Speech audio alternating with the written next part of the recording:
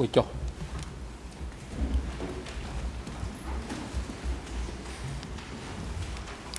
អង្គជំនុំជម្រះប្រកាសបន្តកិច្ចដំណើរការនីតិវិធីសកម្មភាពមុននឹងផ្ដល់វិធីការជូនទៅសហមេធាវីការពីក្តីលោកខៀវសំផនលោកដូចភារីឡើងរាយការណ៍អំពីស្ថានភាពវត្តមានគីនិងបុគ្គលដែលអង្គជំរះក៏អញ្ជើញឲ្យចូលរួមនៅក្នុងកិច្ចដំណើរការសកម្មភាពថ្ងៃនេះ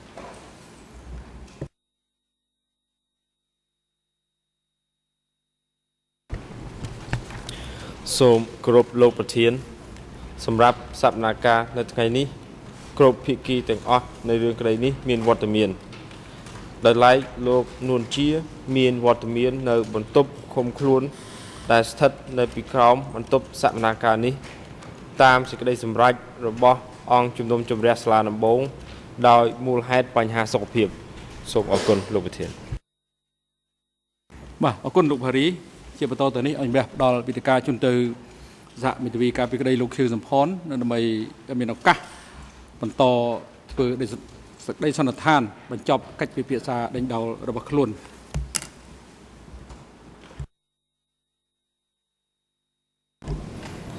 បាទសូមអរគុណលោកប្រធានសូមគោរពអង្គជំនុំជម្រះនិងសាធារណជនភាគីទាំងអស់សាជាថ្មីខ្ញុំតទៅនេះនឹងសូមធ្វើសេចក្តីសន្និដ្ឋានការពារបញ្ចប់ចំពោះករណី002 លើ 01 មុននឹងបញ្ចប់ការពីថ្ងៃសុក្រខ្ញុំបានលើកអំពីអត្តចរិតនិងទូនីតិរបស់លោកខៀវសំផននៅក្នុងចន្លោះឆ្នាំ2170 75ឥឡូវនេះខ្ញុំបាទសូមបន្តដូចតទៅនៅក្នុងចលនាខ្មែរក្រហមលោកខៀវសំផនស្ថិតនៅក្នុងចំណោមជនស្នេហាជាតិដែលលោកនៅតែត្រូវគេចាត់ទុកជានិច្ចថាជាបញ្ញជនដែលមិនស្ថិតនៅក្នុងចំណោមជនស្នូលតាំងពីដំបូងនៃបុគ្គលដែលមានអំណាចមួយក្តាប់តូចទោះបីជាលោកបានធ្វើអ្វីដើម្បីបុព្វហេតុបដិវត្តក្តីឬក៏មិនបានធ្វើដូច្នោះក្តីលោកខៀវសំផនបានរៀបរាប់នៅចំពោះមុខអង្គជំនុំជម្រះនៅថ្ងៃទី13ខែធ្នូឆ្នាំ2011អំពីលក្ខខណ្ឌដ៏តឹងតែងនៃការចូលជាសមាជិកបកកុម្មុយនីសកម្ពុជាថាសូមដកស្រង់ចំពោះបកកុម្មុយនីសកម្ពុជាការដែលខ្ញុំបានចូលបកបារាំងមិនមែនមានន័យអ្វីទេពីព្រោះលក្ខខណ្ឌរបស់គេតឹងរឹងជាងបកបារាំងឆ្ងាយណាស់ទី1ត្រូវមានសកម្មភាពប្រយុទ្ធហើយត្រូវបានឆ្លងកាត់លុតដំកសាងសាកល្បងក្នុងការតស៊ូបដិវត្តសារចុះសារឡើងទី2ខ្ញុំត្រូវមានវណ្ណៈភាពល្អតែខ្ញុំមិនមានវណ្ណៈភាពល្អទេពីព្រោះខ្ញុំជាបញ្ញជនថ្នាក់ខ្ពស់រៀនសូត្រនៅប៉ារីសដែលគេហៅថាវណ្ណៈភាពល្អនឹងតលតែវណ្ណៈកសិករហើយកសិករក្រទៀតដូច្នេះសូម្បីតែថាការតស៊ូលុតដំសាកល្បងសារចុះសារឡើងក៏ខ្ញុំមិនដែលដូច្នេះមានន័យថាខ្ញុំមិនបានបំពេញលក្ខណៈសម្បត្តិទាំងពីរនេះទេនេះសបញ្ជាក់ឲ្យឃើញថាលោកខៀវសំផនមិនបានបំពេញលក្ខណៈសម្បត្តិគ្រប់គ្រាន់សម្រាប់បកកុម្មុយនីសកម្ពុជានោះឡើយហើយដូច្នេះហើយទើបលោកមិនត្រូវបានគេប្រគល់អំណាចជាក់ស្ដែងណាមួយនៅក្នុងបកចំពោះតំណែងនៅក្នុងរណសេរីនៃរាជរដ្ឋាភិបាលរួមរួមជាតិវិញជាតំណែងខ្ពស់តែគ្មានអំណាចដោយលោកខៀវសំផនបានកត់សម្គាល់ច្បាស់លាស់ថាសូមដកស្រង់ហេតុអ្វីបានជាខ្ញុំដែលមើលទៅក្រៅមកឃើញថាកាន់តំណែងខ្ពស់ហើយបែរជាមិនបានចូលរួមក្នុងការសម្រេចអ្វីធំដុំនៃការរបស់បកឬកិច្ចការរបស់ប្រទេសនោះគឺដោយសារប៉ុលពតនិងបកកុម្មុយនីសកម្ពុជាចាត់ទុកខ្ញុំជាបញ្ញជនរត់មករស់នៅបកកុម្មុយនីសកម្ពុជាមិនមែនជាមនុស្សរបស់បកទេនេះជាការពិតនៅមុនឆ្នាំ1975ហើយនៅថ្ងៃតមកក្រោយទៀតក៏នៅតែយ៉ាងនេះសូមចាប់ការដកស្រង់លោក Philip Sot ដែលជាអ្នកជំនាញក៏បានធ្វើការអះអាងនៅចំពោះមុខអង្គជំនុំជម្រះនៅថ្ងៃទី6ខែឧសភាឆ្នាំ2013អំពីទួលនីតិរបស់លោកខៀវសំផនផងដែរដោយលោកបានបញ្ជាក់ថា លោកខៀវសំផនមិនមានតួនាទីក្នុងការធ្វើសេចក្តីសម្រេចក្នុងនាមជាសមាជិកនៃគណៈអចិន្ត្រៃយ៍ពេញសិទ្ធិនោះឡើយប៉ុន្តែលោកខៀវសំផនគឺជាបញ្ញជនដែលគាត់មិនបានឆ្លងកាត់តួនាទីជាប្រធានភូមិភាគពីមុនមកទេនេះអាចបញ្ជាក់ឲ្យឃើញថាលោកខៀវសំផនបានទទួលតំណែងដោយសារតែប្រជាប្រិយភាពដែលបកកុម្មុយនីសកម្ពុជាត្រូវការប្រើមិនមែនតាមរយៈការតស៊ូលុតដំនោះទេដោយលោក Philip Sot បានផ្ដល់នៅសក្ខីកម្មនៅចំពោះមុខអង្គជំនុំជម្រះនៅថ្ងៃទី8ខែឧសភាឆ្នាំ2013ថាមូលហេតុនេះគឺដោយសារគាត់ស្ថិតនៅមុខតំណែងពិសេសមួយនៅក្នុងកណ្ដាលនៃអំណាចហើយជាមុខតំណែងវិសាមញ្ញមួយដែលប៉ុលពតចង់ឲ្យគាត់ត្រង់នោះហើយគេអាចនឹងនិយាយថាប៉ុលពតបានមើលឃើញខៀវសំផនថាជាអ្នកដែលអាចទទួលនៅភារកិច្ចដឹកនាំច្រើនតាមការឆ្លើយអះអាងរបស់លោកមាសវឿននៅចំពោះមុខអង្គជំនុំជម្រះនៅថ្ងៃទី9ខែតុលាឆ្នាំ2012ថាសូមដកស្រង់លោកខៀវសំផនមិនបានធ្វើអ្វីទេគ្រាន់តែនៅធម្មតាដើម្បីគេចឲ្យផុតពីការរុករឿងគាត់ពីភ្នំពេញសូមចាប់ការដកស្រង់ចេញពីព្រឹត្តិការណ៍នោះលោកខៀវសំផនមិនអាចក្លាយទៅជាអ្នកដឹកនាំដ៏ពិតប្រាកដបានសោះឡើយហើយត្រូវកម្រិតត្រឹមតែតួនាទីជាពិធីការឬមានសារៈសំខាន់តិចជាងនោះនៅថ្ងៃទី21ខែឧសភាឆ្នាំ2013លោក Julong Goffresh បានឆ្លើយបញ្ជាក់នៅចំពោះមុខអង្គជំនុំជម្រះថាលោកខៀវសំផនកាលនោះគាត់នៅលីវទេហើយគាត់ធ្វើអ្វីទាំងអស់នឹងគឺដើម្បីអភិវឌ្ឍប្រទេសរបស់គាត់ដោយចូលរួមសកម្មភាពផ្សេងហើយក៏បំណងចម្បងរបស់គាត់នឹងគឺថាធ្វើឲ្យលក្ខខណ្ឌជីវភាពប្រជាជនកម្ពុជាប្រសើរជាងមុនហើយនឹងដើម្បីឲ្យស្ថានភាពសេដ្ឋកិច្ចឲ្យបានប្រសើរឡើងចាប់ការដកស្រង់តាមការពិនិត្យទៅលើការបង្ហាញសក្ខីកម្មរបស់សាក្សីអ្នកជំនាញដើមបណ្ដឹងរដ្ឋវិនីដោយបានរៀបរាប់ខាងលើ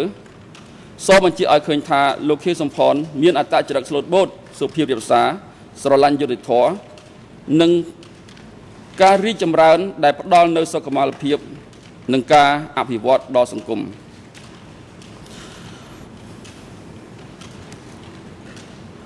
នៅចន្លោះឆ្នាំ1970ដល់75នៅក្នុងប៉ុន្មានឆ្នាំដំបូងនៃការរត់គេចខ្លួនលោកខៀវសំផនបាននៅដាច់ពីគេនៅស្រុកស្រែចម្ការលោកគ្មានទូនីតិនិងសកម្មភាពនៅក្នុងចលនាបដិវត្តតតែសោះ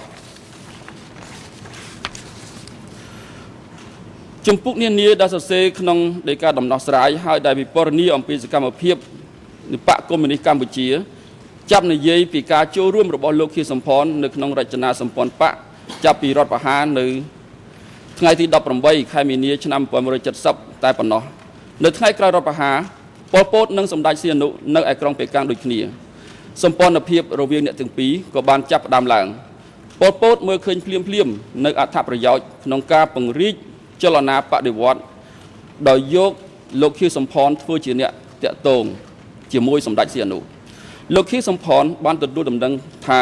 គេបានប្រគល់ជូនលោកនៅឋានន្តរស័ក្តិជាផ្លូវការយ៉ាងមហាអធិកធមក្នុងអង្គភាពផ្សេងនៃរណសេរីរបស់សម្ដេចសៀនុខ្មែរក្រហមនៅកណ្ដាលព្រៃលោកខៀវសំផនបានបញ្ជាក់នៅចំពោះមុខអង្គជំនុំជម្រះនៅថ្ងៃទី13ខែធ្នូឆ្នាំ2011ថាសូមដកស្រង់លោកបានទទួលតំណែងជាឧបនាយករដ្ឋមន្ត្រីខ្យល់រដ្ឋមន្ត្រីការពារប្រទេសខ្យល់អគ្គមេបញ្ជាការខ្យល់ការពិត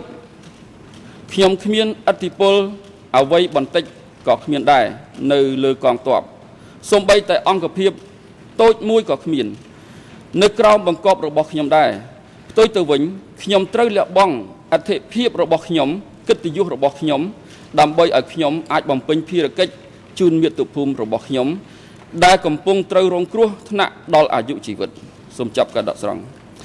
តាមការឆ្លើយអះអាងនេះគឺថាអ្វីដែលលោកចង់បាននោះគឺការរួបរวมកម្លាំងជាតិ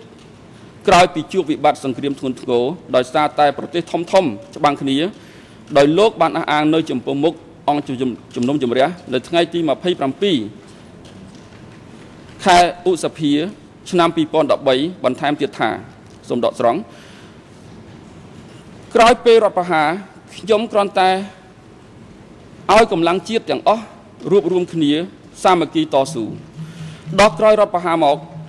វាសង្គ្រាមវៀតណាមវាហូរហៀចូលមកជាតិក្នុងដីយើងមហាយៈទាំងអស់ដែលគេច្បាំងគ្នានៅវៀតណាមខាងត្បូងក្រោយរដ្ឋប្រហារគេមកច្បាំងគ្នានៅក្នុងទឹកដីយើងនៅលើជាតិយើងលោកស្រីចក្រមសម្បត្តិដកស្រង់លោកស្រីចក្រមសង្គ្រាមនៅកម្ពុជានៅចន្លោះឆ្នាំ1970ដល់ឆ្នាំ1975មានចរិតលក្ខណៈជាសង្គ្រាមតំបន់មិនមែនជាសង្គ្រាមស៊ីវិលសុទ្ធសាធនោះទេការទម្លាក់គ្រាប់បែកដំបងនៅលើទឹកដីកម្ពុជានៅឆ្នាំ1967ហើយបានរីកធំថែមទៀតនៅបន្ទាប់ពីសង្គ្រាមវៀតណាមផ្ទុះឡើងនៅឆ្នាំ1968ដែលបានប្រែក្លាយទៅជាសង្គ្រាមនៅក្នុងតំបន់ឥណ្ឌូចិនហើយសង្គ្រាមនេះបានបង្ហាញនៅសញ្ញាណជាលក្ខណៈអន្តរជាតិកាន់តែច្បាស់ថែមទៀត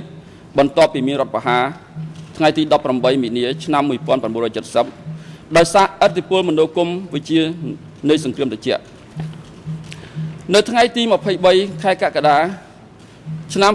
2012លោក David Chandler បានឆ្លើយថាសូមដកស្រង់វាជាធាតុផ្សំនៃសង្គ្រាមជាមួយវៀតណាមដែលវៀតណាមគេមិនចាត់ទុកថាជាសង្គ្រាមប្រឆាំងនឹងវៀតណាមទេតែជាសង្គ្រាមប្រឆាំងនឹងភាគីនៅក្នុងតំបន់សូមចាប់ការដកស្រង់ហេតុនេះយើងឃើញថាការជ្រៀតចូលនៃកងទ័ពបរទេសមកប្រយុទ្ធគ្នាលើទឹកដីកម្ពុជាបានធ្វើឲ្យទ្រង់ទ្រាយនៃសង្គ្រាមកាន់តែធំឡើងហើយបានទាញភាគីកម្ពុជាដែលកំពុងតែច្បាំងគ្នាឲ្យធ្លាក់ចូលក្នុងសង្គ្រាមនោះដែរការទម្លាក់គ្រាប់បែករបស់សហរដ្ឋអាមេរិកមកលើផ្លូវហូជីមិញនិងការតាមទម្លាក់គ្រាប់បែកមកលើពួកវៀតកុងនៅលើទឹកដីកម្ពុជាដោយលោក David Chandler បានអះអាងបន្ថែមថាសូមដកស្រង់តាក់ទងនឹងវៀតណាមនិងសហរដ្ឋអាមេរិកនឹងហើយនៅឆ្នាំ1973គឺជាឆ្នាំដែលគេទម្លាក់គ្រាប់បែកច្រើនជាងគេនៅពេលដែលវាមានការតាក់ទងទៅនឹងសង្គ្រាមនៅវៀតណាមហើយជាការទម្លាក់គ្រាប់បែកឬចំនួនដោយមូលហេតុសមហេតុសមផលរវាងកម្ពុជានិងសហរដ្ឋអាមេរិកនោះសូមចាប់ការដកស្រង់រដ្ឋាភិបាលសហរដ្ឋអាមេរិកបានគ្រប់គ្រងរដ្ឋាភិបាលលន់នល់ដែលជាសម្ព័ន្ធមិត្តរបស់ខ្លួនដើម្បីតាមកំទេចពួកខ្មែរក្រហមដែលបានប្រែក្លាយចំនួននៅកម្ពុជាទៅជាសង្គ្រាមក្នុងតំបន់ដោយសារការចូលរួមរបស់សហរដ្ឋអាមេរិកនិងភាគីវៀតណាមដោយលោក Al Rukov លោកបានជម្រាបជូនអង្គជំរះនៅថ្ងៃទី29ខែមករាឆ្នាំ2013ថាសូមដកស្រង់ការទម្លាក់គ្រាប់បែកអាមេរិកនឹងគឺជាការជួយខាងភាគីរដ្ឋាភិបាលកម្ពុជាគឺថាកម្ពុជាពឹងផ្អែកទៅលើអាមេរិកនៅពេលនោះទ័ពអាកាសខ្មែរនៅពេលនោះគឺមានលក្ខណៈទន់ខ្សោយដូច្នេះគឺมันអាចពឹងផ្អែកលើទ័ពអាកាសខ្មែរបានទេសូមចាប់ការដកស្រង់នៅថ្ងៃទី9ខែមេសាឆ្នាំ2013នៅចំពោះមុខអង្គជំនុំជម្រះលោកប៉ុងសូក៏បានឆ្លើយអះអាងអំពីការជួលលុកលុយប្រទេសកម្ពុជាពីសំណាក់កងទ័ពវៀតណាមកុម្មុយនីសផងដែរថាសូមដកស្រង់ហើយពេលនោះកងទ័ពវៀតណាមកុម្មុយនីសវៀតណាមខាងជើងជួលលុកលុយប្រទេសកម្ពុជាហើយចាប់យុវជនទាំងអស់បង្កើតកងទ័ពរំដោះជាតិកម្ពុជាសូមចាប់ការដកស្រង់ហើយដូច្នេះការទទួលតំណែងក្នុងរណសិរ្សរួបរวมជាតិកម្ពុជានិងរាជរដ្ឋាភិបាលរួបរวมជាតិកម្ពុជារបស់លោកខៀវសំផនគឺដើម្បីការពារបូរណភាពនិងឯករាជ្យជាតិនៃកម្ពុជា ក្នុងនាមជាជនស្នេហាជាតិដែលជាការសម្រេចចិត្តដ៏ត្រឹមត្រូវហើយដូច្នេះហើយទើបលោកខៀវសំផនសុខចិត្តធ្វើជាតំណាងដើម្បីជាស្ពានសម្រាប់ទំនាក់ទំនងរវាងសម្ដេចសីហនុ ដែលលោកគង់នៅប៉េកាំងជាមួយនឹងបកកុម្មុយនីសកម្ពុជាដែលមានលទ្ធភាពដឹកនាំការតស៊ូនៅក្នុងប្រទេសដើម្បីរួមគ្នាប្រមូលកម្លាំងជាតិទាំងមូលក្នុងការការពារកម្ពុជាមួយឯករាជ្យអធិបតេយ្យកុំឲ្យរលំរលាយសាបសូន្យពីព្រោះតែលោកឆ្វេងយល់ថាសម្ព័ន្ធភាពសម្ដេចនរោត្តមសីហនុជាមួយនឹងបកកុម្មុយនីសកម្ពុជាអាចធ្វើឲ្យចលនាថ្មីមួយនេះទទួលបានជោគជ័យដោយលោកខៀវសំផនគិតឃើញថាបើគ្មានរូបលោកធ្វើជាស្ពានទេបកកុម្មុយនីសកម្ពុជានិងសម្ដេចនរោត្តមសីហនុមិនអាចរួបរวมគ្នាបានឡើយហេតុនេះទើបលោកចេញមុខជាអ្នកដឹកនាំសំខាន់មួយនៃកម្លាំងតស៊ូនៅក្នុងប្រទេសបើទោះបីជាលោកមានការទើសទាល់ខ្លាំងណាស់ចំពោះតំណែងខ្យល់ទាំងនោះក៏ដោយដោយស្ថិតក្នុងសភាពការចំពោះមុខលោកខៀវសំផនត្រូវតែជ្រើសរើសយកការបង្រួបបង្រួមជាជាងមុខមាត់អ្វីត្បិតវាជារឿងគួរឲ្យអាម៉ាស់ក្នុងការទទួលយកតំណែងខ្យល់ទាំងនោះក៏ដោយឥឡូវនេះសូមអង្គជំនុំជម្រះពិនិត្យមើលថាហេតុអ្វីបានឈ្មោះលោកខៀវសំផនត្រូវបានលើកយកមកពិភាក្សាដើម្បីឲ្យកាន់តំណែងដ៏ធំហិមាក្នុងចលនាថ្មីរបស់ក្រុងនឹងហ្វុងដោយហេតុថាភក្តីភាពនៃប្រជាជនកម្ពុជាចំពោះសម្ដេចសីហនុនិងភាពមិនចេះស៊ីសំណូករបស់លោកខៀវសំផនធ្វើឲ្យសម្ព័ន្ធភាពនេះคล้ายទៅជាចំណុចវិជ្ជមានសម្រាប់ពួកខ្មែរក្រហមលោក Philip Sot បានឆ្លើយចំពោះមុខអង្គជំនុំជម្រះនៅថ្ងៃទី6 ខែឧសភាឆ្នាំ2013ដោយបញ្ជាក់អំពីវត្តមានរបស់សម្ដេចសីហនុដែលជាប្រធានចលនាតស៊ូហើយលោកខៀវសំផនដែលត្រូវបានទទួលស្គាល់យ៉ាងទូលំទូលាយថាសំដកត្រង់ជាមនុស្សម្នាក់ដែលមានភាពស្មោះត្រង់ហើយមនុស្សម្នាក់ដែលមានភាពលេចធ្លោសម្ដេចសីហនុគាំទ្រខ្មែរក្រហមនិងភាពដឹកនាំនៃចលនាតស៊ូប្រឆាំងរបបលន់នល់គាត់បានផ្សះផ្សាថ្នាក់ដឹកនាំកម្ពុជាជាច្រើនកិត្តិយសខៀវសំផនជារឿងមួយសំខាន់សូមចាប់ការដកស្រង់លោក Philip Sot ក៏បានបញ្ជាក់ផងដែរអំពីប្រជាប្រិយភាពរបស់សម្ដេចសីហនុក្នុងចំណោមប្រជារាស្ត្រខ្មែរដែលអាចញ៉ាំងឲ្យខ្មែរក្រហមអាចជ្រើសរើសកងទ័ពបានយ៉ាងច្រើនបន្ទាប់ពីមានការអំពាវនាវរបស់សម្ដេចក្រោយថ្ងៃរដ្ឋប្រហារការទម្លាក់គ្រាប់បែកដ៏ច្រើនសន្ធឹកសន្ធាប់របស់អាមេរិកនិងអំពើអាក្រក់នៃរបបលន់នល់បានពន្លឿននៅសកម្មភាពចូលរួមរបស់ប្រជាជនកម្ពុជាក្នុងចលនាតស៊ូចាប់តាំងពីការចាប់កំណើតនៃហ្វុងនិងការដាក់រូបលោកខៀវសំផនឲ្យធ្វើជាអ្នកតំណាងសាធារណៈនៃចលនាបដិវត្តន៍គឺជាទូនាទីដែលនៅជាប់នឹងរូបលោករហូតបន្ទាប់មកប៉ុលពតបានអញ្ជើញលោកឲ្យទៅជួបនៅក្នុងទីបញ្ជាការនៅឯខេត្តរតនគិរីនៅទីនោះហើយដែលលោកខៀវសំផនសុខចិត្តផ្ដល់កិត្តិនាមរបស់លោកជូនរណសេរីដែលលោកជឿជាក់ដើម្បីការពារគុណសម្បត្តិនានាដែលហួសឆ្ងាយពីមនោគមវិជ្ជាកុម្មុយនីសដោយដែលលោកធ្លាប់បានឆ្លើយតបភ្លាមទៅនឹងដើមបណ្ដឹងរដ្ឋបវេនីម្នាក់នៅថ្ងៃទី30 ខែឧសភាឆ្នាំ2013ដែលបានសួរមកលោកបានឆ្លើយថាសូមដកស្រង់ចង់ជួយប្រម៉ែប្រមូលកម្លាំងជាតិដើម្បីធ្វើឲ្យសង្គ្រាមសំទោសលោកចង់ជួយប្រម៉ែប្រមូលកម្លាំងជាតិដើម្បីធ្វើសង្គ្រាមកាលពីសម័យនោះសូមចាប់ការដកស្រង់នៅក្នុងបរិបទនេះហើយលោកខៀវសំផនត្រូវបានគេដាក់ឲ្យកាន់តំណែងជាអនុប្រធាននៃហ្វុងអគ្គមេបញ្ជាការកងកម្លាំងប្រដាប់អាវុធរបស់ហ្វុងឬថែមទាំងជាឧបនាយករដ្ឋមន្ត្រីនិងជារដ្ឋមន្ត្រីការពារជាតិនៃក្រុងនៅក្នុងបញ្ជីនៃតំណែងស្រមោលទាំងអស់នោះនិងនៅក្នុងឱកាសនៃសមាជលើកទី3នៃបកកុម្មុយនីសកម្ពុជាដែលបានប្រព្រឹត្តទៅនៅក្នុងព្រៃនៅឆ្នាំ1971លោកខៀវសំផនបានក្លាយទៅជាសមាជិកបម្រុងនៃ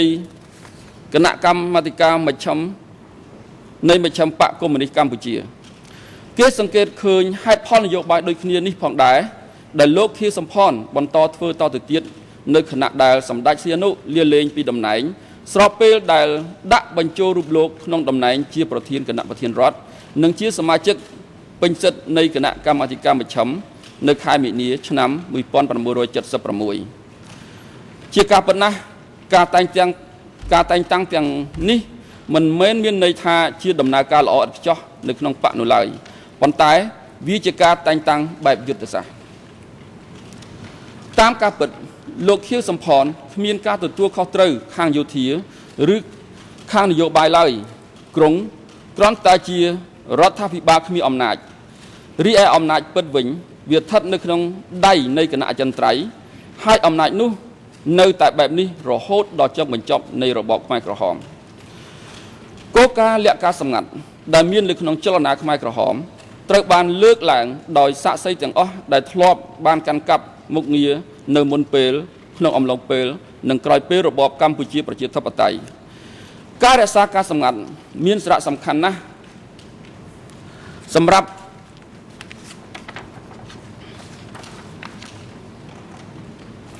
ឲ្យចលនាដែលតែងតែត្រូវគេដេញតាមចាប់នៅទីក្រុងនិងនៅក្នុងព្រៃអាចរស់បានការរក្សាការសម្ងាត់នេះគឺជាដើមហេតុនៃការដាក់ឈ្មោះបដិវត្តន៍និងការដាក់លេខកូដសម្រាប់ការិយាល័យនានាដើម្បីបំបែងដានការដាក់បញ្ចូលជាមុននៅតួអង្គคล้ายៗដែលខ្លួនគ្មានអំណាចពិតក៏ចូលរួមក្នុងគោលការណ៍នេះដែរដោយនៅខាងក្រោយឆាកនិងមិនចេញមុខប៉ុលពតមានសេរីភាពក្នុងការដឹកនាំតាមចិត្តរបស់គាត់លោក Philip Sot ក៏បានអះអាងបែបនេះដែរនៅថ្ងៃទី6ខែឧសភាឆ្នាំ2013លោក Philip Sot បានឆ្លើយបំភ្លឺនៅចំពោះមុខអង្គជំនុំជម្រះពីបញ្ហាសន្តិសុខនិងបញ្ហាប្រូតូកូលនៅក្នុងចន្លោះឆ្នាំ1970ដល់ឆ្នាំ1975ពាក់ព័ន្ធនឹងលោកខៀវសំផនដោយបញ្ជាក់ថាលោកបានរស់នៅក្នុងព្រៃមិនអាចដើរទៅណាបានទេដោយលោកបានអះអាងថាសំដកស្រង់លោកខៀវសំផននាពេលនោះគឺថាគាត់គ្រាន់តែជាមេដឹកនាំដែលមានតែឈ្មោះទេសម្រាប់បកកុម្មុយនីសកម្ពុជានោះដោយមានឋានៈជាអគ្គមេបញ្ជាការប៉ុន្តែពេលនោះនៅក្នុងឆ្នាំ74គាត់បានក្លាយជាសមាជិកមជ្ឈិមបម្រុងទោះយ៉ាងណាក៏ដោយក៏គាត់មិននៅចិត្តគណៈកម្មាធិការអចិន្ត្រៃយ៍គាត់មិននៅចិត្តអ្នកដែលមានទួនាទីធ្វើសេចក្តីសម្រេចនោះទេប៉ុន្តែពេលហ្នឹងគាត់គឺជាមនុស្សម្នាក់ដែលពោលទុកចិត្តដោយសារគាត់ធ្វើអ្វីតាមគេប្រាប់ប៉ុន្តែពេលហ្នឹងគាត់ស្ថិតក្នុងស្ថានភាពមួយដែលអាចមានបញ្ហាសន្តិសុខច្រើនក្នុងការដើរហើរសូមចាប់ការដកស្រង់នៅថ្ងៃទី9ខែឧសភាឆ្នាំ2013លោក Philip Sot បានទទួលស្គាល់ខ្លឹមសារនៅក្នុងសៀវភៅរបស់លោកដែលមានចំណងជើងថា Pol Pot Anatomy of a Nightmare ត្រង់ EON ជាភាសាបារាំង0063 9455ដល់56និងជាភាសាអង់គ្លេស0036 91 97ដល់98លោកបានលើកពីប្រជាប្រិយភាពរបស់លោកខៀវសំផនថាមានប្រជាជនកម្ពុជានិងបរទេសគាំទ្រច្រើនហើយជឿថាចលនានេះត្រូវដឹកនាំដោយលោកខៀវសំផនហើយបានបញ្ជាក់បន្ថែមថាលោកខៀវសំផនសូមដកស្រង់បានចេញសេចក្តីប្រកាសមួយនិយាយអំពីព័ត៌មានលម្អិតនិងការរីកដំណើរការទៅមុខនៃសង្គ្រាមហើយនឹងគាត់និយាយអំពីការធ្វើសម្ព័ន្ធមិត្ត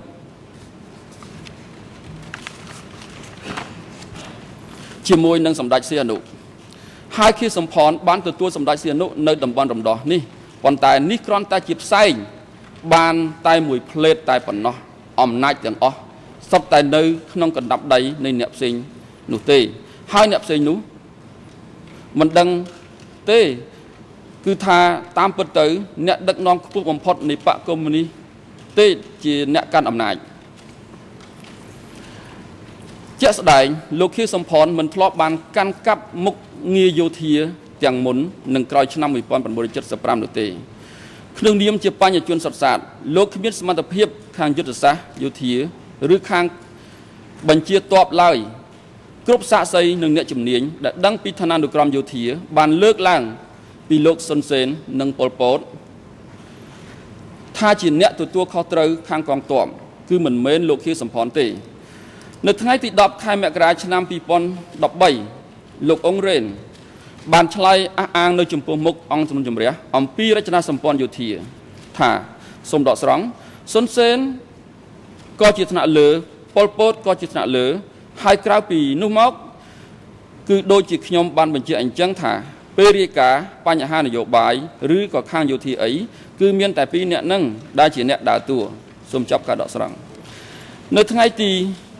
11ខែមករាឆ្នាំ2012លោកនួនជាក៏បានឆ្លើយបញ្ជាក់នៅចំពោះមុខអង្គជំនុំជម្រះអំពីរចនាសម្ព័ន្ធយោធាដោយអះអាងថាសូមដកស្រង់បញ្ហានេះវាគ្មានពាក់ព័ន្ធជាមួយលោកខៀវសំផនទេព្រោះខៀវសំផនគាត់មិនមែនខាងយោធាឯណាហើយខ្ញុំខាងប្រធានសភាឯណោះដូច្នេះមានតែសុនសេនទេដែលជាប្រធានសេនាធិការសូមចាប់ការដកស្រង់ដូចគ្នានេះដែរនៅថ្ងៃទី28ខែមិនិនាឆ្នាំ2012ដូចបានអះអាងនៅចំពោះមុខអង្គជំនុំជម្រះថាសូមដកស្រង់តួនាទីខៀវសំផនជាអគ្គមេបញ្ជាការខ្ញុំបានបញ្ជាក់ថាជាតួនាទីឧបកិច្ចបានន័យថាមានតែឈ្មោះទេតាមពិតគាត់អត់ចេះបញ្ជាតបផងហើយគ្មានតបសម្រាប់បញ្ជាទេកងទ័ពទាំងអស់ជារបស់ប៉ុលពតសូមចាប់ការដកស្រង់ទោះជាមុនឬក្រោយឆ្នាំ1975ក្តីគ្មានយោធាណាម្នាក់ទោះជាអ្នកទាំងនោះធ្លាប់បានដឹងឮពីមុខងារខ្យល់របស់លោកខៀវសំផនក៏ដោយក៏គ្មានអ្នកណាអះអាងថាធ្លាប់បានទទួលបញ្ជាពីលោកខៀវសំផននោះដែរលោក Steve Heder ដែលទទួលបានព័ត៌មានពីភ្នាក់ងារស៊ើបការដែលមានវត្តមាននៅកម្ពុជាបានអះអាងថានៅមុនពេលវាយយកទីក្រុងភ្នំពេញគឺឈ្មោះសិលត់សដែលជាអ្នកបញ្ជានៅក្នុងឋានានុក្រមយោធានៃចលនាខ្មែរក្រហមលោកខៀវសំផនហ៊ូយុនហ៊ូនឹមត្រូវបានគេចាត់ទុកថាជាអ្នកដឹកនាំស្រមោលលោក Steve Heder ក៏បានបញ្ជាក់ពីមុខងារសម្បកក្រៅរបស់លោកខៀវសំផនផងដែរលោក Steve Heder បានឆ្លើយបញ្ជាក់នៅថ្ងៃទី17ខែកក្កដាឆ្នាំ2013នៅចំពោះមុខអង្គជំនុំជម្រះដោយយល់ស្របគ្នាជាមួយនឹងលោកខៀវដែលយល់ស្របគ្នានេះដែរថាលោកខៀវសំផនមិនមានអំណាចពិតប្រាកដនោះទេលោក Steve Heder បានយល់ស្របថាសូមដកស្រង់មុនឆ្នាំ1975លោកខៀវសំផនគឺជាឧបនាយករដ្ឋមន្ត្រីកម្ពុជាជាមេបញ្ជាការយោធាដែលជាតំណែងមានតែឈ្មោះព្រោះថាប៉ុលពតជាមេបញ្ជាការពិតប្រាកដនៅពេលដែលគាត់ធ្វើដំណើរទៅបរទេសគឺអៀងសេរីជាអ្នកមានអំណាចចំណែកឯខៀវសំផនជាប្រធានគណៈប្រតិភូប៉ុន្តែនៅពេលដែលមានគណៈប្រតិភូដឹកនាំដោយអៀងសេរីនោះគឺអៀងសេរីនេះហើយជាអ្នកមានអំណាចពិតប្រាកដសូមចាប់ការដកស្រង់នៅក្នុងសៀវភៅរបស់លោក David Chandler ដែលមានចំណងជើងថាបងទី1ត្រង់ទំព័រ87បានសរសេរថាសូមដកស្រង់សេចក្តីសម្រេចក្នុងការបង្កើតរណសេរីរួបរวมជាតិជាមួយសម្ដេចសីហនុជាប្រមុខរដ្ឋមានឥទ្ធិពល2យ៉ាងទៅលើអាជីពរបស់សិលត់សទី1បន្ទាប់ពីរយៈពេល7ឆ្នាំនៃការរត់លាក់ខ្លួនក្នុងព្រៃក្នុងអាយុ45ឆ្នាំលោកក្លាយទៅជាមេបញ្ជាការយោធារបស់បកកុម្មុយនីសកម្ពុជាហើយមួយទៀតចលនានេះបានទទួលការគាំទ្រយ៉ាងច្រើន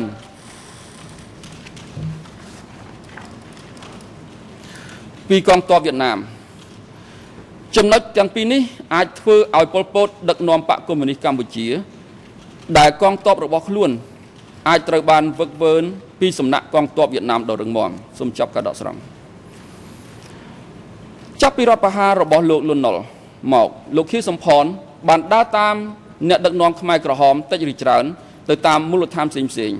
ក៏ប៉ុន្តែទោះជានៅខេត្តរតនគិរីក្តីឬនៅក្នុងមូលដ្ឋានបន្តមកទៀតក្តីសក្ខីកម្មរបស់អ្នកដែលធ្លាប់នៅជាមួយអ្នកដឹកនាំបានរៀបរាប់អំពីលោកខៀវសំផននៅរូបភាពជាបរិសុទ្ធសាមញ្ញម្នាក់ដែលតែងតែសរសេរនិងអានតែឯងដាច់ពីគេដើម្បីរំលឹកចំណុចនេះនៅថ្ងៃទី22ខែមេសាឆ្នាំ2013លោកឈុករិនបានឆ្លើយអះអាងនៅចំពោះមុខអង្គជំនុំជម្រះថាប្រធានផ្ទាល់របស់លោកគឺតាមុកបានប្រជុំប្រាប់ដល់កូនចៅរបស់គាត់ថាលោកខៀវសំផនមិនមានអំណាចនៅក្នុងបកកុម្មុយនីសកម្ពុជានោះឡើយគេនិយាយពីគាត់ថាសំដកស្រង់ជាបញ្ហាជនដែលពីមុនមិនបានចូលជាសមាជិករបស់បកកុម្មុយនីសកម្ពុជាទេសូមចាប់ការដកស្រង់នឹងថាសូមបាត់ការដកស្រង់គាត់ជាអ្នកដឹកនាំគ្មានអំណាចមានតែឈ្មោះសូមចាប់ការដកស្រង់លោកឈុករិនបានផ្ដល់សក្ខីកម្មបន្ថែមថាលោកខៀវសំផនជាបញ្ញជនដែលគ្មានចូលក្នុងបកអីទេនៅថ្ងៃទី23ខែមេសាឆ្នាំ2013លោកក៏បានឆ្លើយលោកឈុករិនក៏បានឆ្លើយអះអាងបន្ថែមពីទូនីតិរបស់ខៀវសំផនក្នុងចន្លោះឆ្នាំ1973ដល់75ដែលគាត់បានស្ដាប់ឮតាមុកនិយាយផងដែរថាសូមដកស្រង់ខៀវសំផននឹងជាបញ្ញជនគាត់មិនចូលរួមជាកម្លាំងស្នូលរបស់បកកុម្មុយនីសកម្ពុជានឹងទេសូមចាប់ការដកស្រង់យើងសូមលើកឡើងខ្លីៗពីវគ្គរៀនសូត្រដែលលោកខៀវសំផនអាចធ្លាប់បានបង្រៀននៅក្នុងព្រៃតាមពិតសាក្សីតែម្នាក់គត់ដែលបានលើកអំពីចំណុចនេះគឺភីភួនដែលរៀបរាប់ពីបទបង្ហាញរបស់លោកខៀវសំផនពាក់ព័ន្ធនឹងភាពចាំបាច់នៃការប្រមូលកម្លាំងតាមតែអាចធ្វើទៅបាននិងពាក់ព័ន្ធនឹងសារៈសំខាន់នៃរណសេរីលោកភីភួនបានរៀបរាប់នៅចំពោះមុខអង្គជំនុំជម្រះនៅថ្ងៃទី25ខែកក្កដាឆ្នាំ2012អំពីខ្លឹមសារនៃសន្ទរកថារបស់លោកខៀវសំផនដែលផ្សាយក្នុងនាមរណសេរីរួបរวมជាតិកម្ពុជានិងការបង្រៀនរបស់លោកខៀវសំផនអំពីការចងក្រងកម្លាំងរណសេរីលោកបានរៀបរាប់ថាកម្លាំងរណសេរីនឹងសំដកស្រង់កម្លាំងរណសេរីនឹងតាមខ្ញុំចាំទី1ត្រូវប្រមូលកម្លាំងបញ្ញវន្តទាំងអស់ហើយបន្តមកត្រូវប្រមូលកម្លាំងដែលជាកម្លាំងក្នុងប្រទេសគឺកម្លាំងជាតិទាំងមូលសូមចាប់ការដកស្រង់ដូចនេះទោះបីលោកខៀវសំផនបានបង្រៀនពិតឬមិនបង្រៀនក្តីក៏ខ្លឹមសារនៃការបង្រៀនបានត្រឹមតែដើម្បីរួបរวมកម្លាំងប្រជាពលរដ្ឋទូទាំងប្រទេសដើម្បីពង្រឹងរណសេរីរួបរวมជាតិកម្ពុជាតែប៉ុណ្ណោះលោកស្រីចក្រមដោយលោកស្រីចក្រមបានជ្រាបរួចហើយថាគ្មានឯកសារណាមួយឬសក្ខីកម្មណាពាក់ព័ន្ធដែលអាចឲ្យគេអះអាងថានៅក្នុងក្របខ័ណ្ឌនៃមុខងារទាំងនេះលោកខៀវសំផនបានចូលរួមសម្រេចចិត្តក្នុងការជំលះប្រជាជនចេញពីទីក្រុងភ្នំពេញចូលរួមប្រព្រឹត្តបទអក្រិតនៅទួលពោធិជ្រៃនិងការជំលះប្រជាជនដំណាក់កាលទី2ដែលជាបទល្មើសស្ថិតនៅក្រោមវិសាលភាពនៃសំណុំរឿង002/01នោះឡើយលោកស្រីចក្រមដោយខ្ញុំបានជម្រាបជូនរួចហើយខ្ញុំក្រោកឈរនៅពេលនេះដើម្បីការពារសុភាពបរិសុទ្ធម្នាក់ដែលត្រូវគេលាបពណ៌ឲ្យខ្លាចជាបិសាចឥឡូវនេះនៅពេលដែលពណ៌ត្រូវរលុបបាត់អស់យើងនឹងឃើញយ៉ាងច្បាស់ថាសុភាពបរិសុទ្ធនោះគឺលោកខៀវសំផនដ៏ស្អាតស្អំដែលអង្គជំនុំជម្រះត្រូវតែឲ្យរួចខ្លួនពីបទចោទនិងផ្ដល់សេរីភាពជូនលោកវិញសូមអរគុណ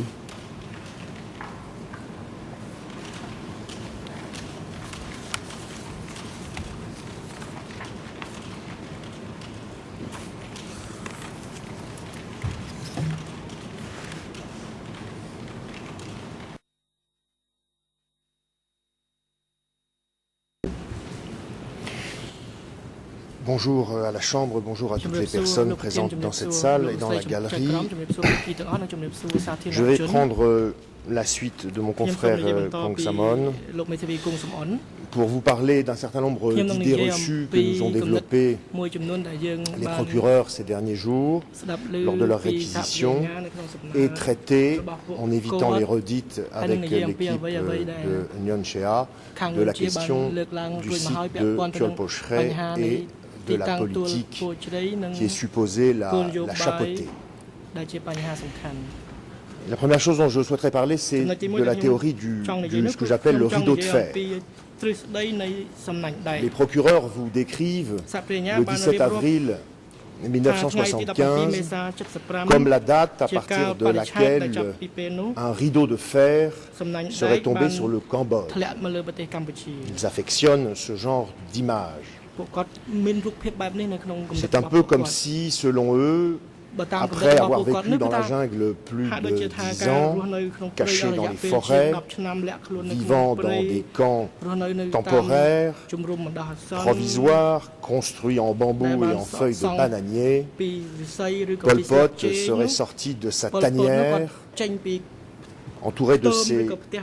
vieux copains de classe et de ses guérilleros pieds nus, et qu'en quelques heures, il aurait transformé un pays entier, une nation, en un territoire hyper centralisé, hyper organisé, avec une armée unifiée et aux ordres, des fonctionnaires immédiatement opérationnels, des moyens de communication hyper développés, efficaces, fonctionnels. Nous plaidons que c'est surtout une vision hyper simplificatrice à laquelle aucune personne sensée ne peut souscrire. En vérité, il va de soi, comme le dit le proverbe, que Rome ne s'est pas faite en un jour. En vérité, il va de soi que les zones déjà libérées au Cambodge fonctionnaient depuis longtemps sans Pol Pot et qu'elles étaient dirigées par des hommes en place depuis longtemps et au tempérament de chef très affirmé. Cette théorie du rideau de fer qui serait tombé sur le Cambodge dès le 17 avril 1975 est également fausse d'un point de vue diplomatique. Bien sûr, il est exact qu'à leur arrivée à Phnom Penh, les Khmers rouges ont renvoyé chez eux les quelques rares étrangers qui y étaient restés malgré les avertissements multiples. Qu'aurions-nous entendu s'ils les avaient envoyés dans les rizières? Est-ce pour autant que les Khmers rouges ont coupé toutes les relations diplomatiques avec le monde entier? Non. Ils ont maintenu des relations avec les pays communistes amis et avec les pays non alignés, et le dossier en contient de nombreuses traces, notamment en matière de visites de délégations étrangères. Je voudrais en citer quelques-unes. 1975, visite au Cambodge de délégations du Vietnam, de la Corée du Nord, de la Yougoslavie, du Laos, de l'Albanie et de plusieurs pays amis pour les fêtes de fin d'année. 1976, c'est la Chine, la Palestine, la Zambie, la Suède, la Tunisie, l'Afghanistan, le Sénégal, la Mauritanie, la Yougoslavie, le Vietnam, la Corée, le Mali et la Tanzanie qui rendent visite au Cambodge. 77, Chine, Cuba, Yougoslavie, Corée, Vietnam, Laos, Birmanie. 78, Finlande, Danemark, Suède, Chine, Yougoslavie, Roumanie, Algérie. D'ailleurs, jusqu'en mars 1976, Samdech Sihanouk continue à recevoir des délégations diplomatiques en sa qualité de président du Présidium. Le procès-verbal du comité permanent du 8 mars 1976 l'évoque. Nous avons vu aussi, par exemple, que au mois d'octobre 1975, Sihanouk est à New York, avec cette vidéo qui a été projetée de son interview. Dans le même ordre d'idées, les procès-verbaux du comité permanent, pour autant qu'ils soient authentiques, contiennent pas mal d'informations sur ses activités diplomatiques, qui ne sont peut-être pas celles de grands pays développés, mais qui ne sont pas inexistants. Il est aussi important de le souligner parce qu'en raison de ses fonctions au Groom Kiofung et au Présidium plus tard, que Sampan participait à ce développement de la diplomatie cambodgienne. C'était pour lui une réalité. En fait, en étudiant la thèse des procureurs qui a été développée devant vous, on a le sentiment que pour eux, à partir du 17 avril 1975, les Khmers rouges sont passés tout simplement dans le mauvais camp. Le mauvais camp de la guerre froide. Le camp des rouges. Et ça, ils ne l'acceptent pas. Pour eux, dès lors qu'un pays refuse de s'aligner, dès lors qu'il refuse une aide des États-Unis, c'est une preuve de son diabolisme. La Chine et l'URSS avaient-elles accepté ce type d'aide intéressée lorsqu'elles se sont construites politiquement? J'en doute. D'ailleurs, est-il exact que le régime du Kampuchea démocratique a refusé toutes les aides pour s'enfermer dans une sorte d'autarcie criminelle? C'est faux. Il suffit, pour s'en convaincre, de prendre juste les 9 premiers PV du comité permanent dont nous disposons pour s'apercevoir que 5 d'entre eux, soit plus de la moitié, traitent de la question des aides reçues de l'étranger. E3 781, examen de la maîtrise et de la mise en œuvre de la ligne politique de 1975, il y est fait mention d'aides reçues de pays étrangers. Il y est indiqué que la Corée va offrir une usine de fabrication de moteurs et une aide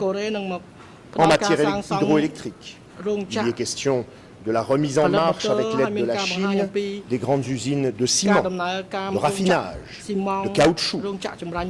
Et les Chinois vont aider à la remise en service du système ferroviaire. E3 182, PV du 9 octobre 1975. Il y est question d'aide chinoise en matière de télécommunications. E3 229, PV du 22 février 1976. Il y est question d'aide chinoise. E3 230, PV du 22 février 1976. Il y est question d'une aide de 3 millions de dollars de la Yougoslavie qu'il est décidé d'utiliser pour acheter des médicaments antiviraux et des sérums. Il y est aussi question d'une aide de la Chine en matière de riz qu'il est décidé de distribuer aux régions qui en ont besoin. Enfin, et c'est mon dernier exemple, E3 238, PV du 28 février 1976, aide de 5 millions de dollars du gouvernement suédois et aide de 4 millions de dollars du gouvernement yougoslave. Les deux aides sont destinées à acheter du matériel et des médicaments pour la population. On voit avec ces exemples qu'en vérité, ce qui se passe, c'est que les pays dont l'aide est acceptée par le Cambodge ne sont pas ceux qui ont les faveurs de l'accusation. Et c'est pour cette raison que nous nous permettons d'insister sur le caractère capital du contexte de la guerre froide, qui durera, je le rappelle, jusqu'en 1989, c'est-à-dire plus de 10 ans après la chute du régime du Cadet. Car si on oublie la circonstance de ce conflit mondial silencieux, on ne peut pas comprendre ce dossier. Voilà aussi pourquoi nous ne nous sentons pas complètement déplacés lorsque nous plaidons que la théorie du dossier développée par les juges d'instruction et aujourd'hui par les procureurs revient à vous demander de juger ces accusés sous le prétexte qu'ils ont voulu instaurer un régime communiste au Cambodge.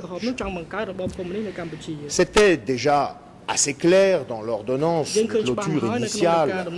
avant disjonction, et c'est encore plus évident avec la dernière théorie des procureurs sur le camp d'esclavage. Autant les magistrats instructeurs avaient eu l'honnêteté intellectuelle de concéder que les politiques du Kampuchéa démocratique n'étaient pas, je cite, intégralement criminels. Fin de citation. Autant la nouvelle théorie des procureurs du camp d'esclavage à l'échelle d'un pays, dans un dossier pourtant disjoint, montre bien à quel point le traitement de ce dossier par l'accusation est très souvent plus politique que judiciaire.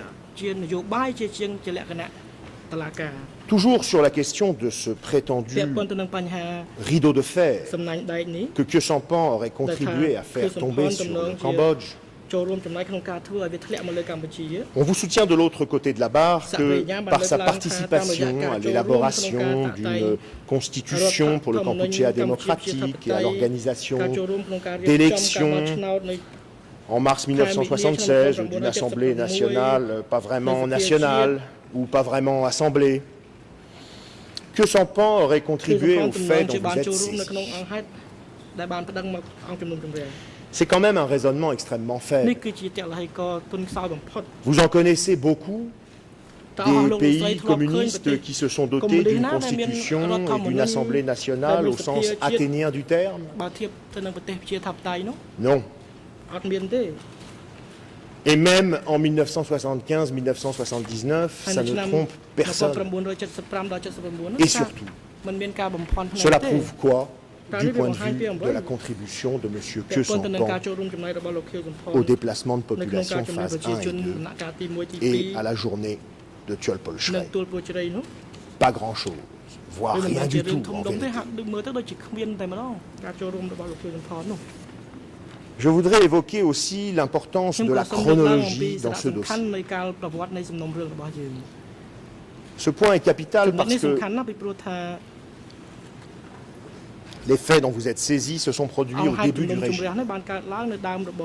L'évacuation de Phnom Penh s'est faite en quelques jours après le 17 avril 1975. Tuol Shrey ne porte que sur une seule journée d'avril 1975. Quant au déplacement de population phase 2 décidé en août 1975, ils auraient été mis en œuvre à partir de septembre 1975 et l'on a convenu, jusqu'à maintenant, de considérer qu'ils rassemblaient un ensemble de déplacements s'étant poursuivis jusqu'à la fin 1976. Ainsi donc, la question de la jeunesse du régime dont j'ai parlé en introduction est capitale. Par exemple, le nord-ouest vers lequel étaient envoyés les gens du déplacement 2 était une région qui était contrôlée jusqu'au 17 avril 1975 par les forces de la République khmer, ce qui a pu aussi avoir un certain nombre de conséquences en matière d'organisation. Les questions de délimitation chronologique sont donc primordiales pour bien comprendre les événements. Il est certain que la situation interne et organisationnelle du Cambodge n'était pas la même entre avril et juin 1975 ou à la fin 1976. De même, la situation était encore moins identique en 1977 ou 1978, notamment après l'engagement d'une guerre avec le Vietnam. Or, le problème que nous rencontrons en analysant la thèse des procureurs, c'est qu'ils vous demandent de faire comme si le dossier n'avait jamais été disjoint, nous l'avons déjà vu, et comme si la description du Kampuchéa démocratique de la fin du régime pouvait tout aussi bien s'appliquer à avril 1975. C'est forcément faux. Et cette position heurte la logique humaine et historique la plus élémentaire, C'est la raison pour laquelle vous ne la validerez pas et prendrez garde à dater les descriptions qui vous ont été faites et qui sont utilisées par l'accusation. Bien évidemment, la question des dates est également capitale pour apprécier l'intention et la contribution de M. Kyo Sompon. Ces éléments doivent s'apprécier au moment des faits et non à partir d'hypothétiques raisonnements fondés sur des événements postérieurs, eux-mêmes pas toujours établis. Un seul exemple. Le premier procès-verbal du comité permanent dont votre tribunal dispose, pour autant qu'il soit authentique, se trouve justement être le procès-verbal de la visite du comité permanent dans la zone nord-ouest en date des 20-24 août 1975. C'est ce document qui contient le constat de la nécessité d'augmenter les forces de travail dans les régions fertiles du nord-ouest. C'est ce document qui marque le départ de la deuxième phase de déplacement de population. Or, au jour de cette visite d'août 75, non seulement Kyo Sompon est en voyage diplomatique à l'étranger, mais plus de 4 mois se sont déjà écoulés depuis Tuol Pon Chray et depuis l'évacuation de Phnom Penh qui est terminée depuis longtemps. Ainsi, du point de vue chronologique, en août 1975, 2 des 3 faits dont vous êtes saisis sont déjà décidés et sont déjà mis en œuvre. Quant au troisième fait, il est décidé à l'occasion d'une visite dont nous savons avec une certitude absolue que Kyo Sompon n'y a pas participé, et cela n'est pas contesté, nous l'avons relevé. Et dès lors, nous pourrions presque arrêter notre étude sur les rôles de Kyo Sompon au stade où vient de l'interrompre mon confrère Kong Samon. En août 1975, les thèmes du comité permanent, de la négociation d'une constitution, de l'organisation d'élections, de l'accession à la qualité de membre de droit du comité central, qui doit être, selon nous, jouxtée à celle d'accession au présidium, la question de la succession de Doon au bureau 870, tout cela sont des thèmes qui sont à la périphérie extérieure, dans le sens où tous sont postérieurs aux événements qui nous intéressent. Et c'est pour cette raison que nous dénonçons la stratégie des procureurs qui nous noie sous une masse gigantesque de documents, sous une masse gigantesque de notes de bas de page, renvoyant via 2900 notes de bas de page à presque 15 000 documents, je n'ai pas compté, mais on doit être à peu près à ça, qu'il faut consulter et qui nous écrase sous des distorsions de faits. En plus d'élargir sans cesse le champ de ce procès, les procureurs ont un talent certain pour retourner les situations. L'exemple du comité permanent est édifiant. Ce comité se réunissait 1 à 2 fois par semaine pendant toute la durée du régime, soit 50 à 100 fois par année, et donc, il suffit de faire un calcul très simple, entre 190 et 380 fois pendant les 3 années et 8 mois du Kampuchea démocratique. Par ailleurs, tout le monde confirme que Kyo Sompon n'était pas membre de ce comité permanent, qui est l'épicentre du pouvoir autour de Pol Pot. Et pourtant, sous le prétexte que lors de leurs enquêtes préliminaires et au cours de l'instruction, les procureurs puis les juges d'instruction n'ont retrouvé qu'une vingtaine de procès-verbaux de ce comité permanent, et que sur cette vingtaine découvert on ne sait où et on ne sait dans quelles conditions, Kyo Sompon apparaît comme ayant assisté à une quinzaine de réunions, on vous affirme sans rougir, et je cite l'ordonnance de clôture, que les archives prouvent que Kyo Sompon a assisté à bon nombre des réunions du comité permanent. Fin de citation.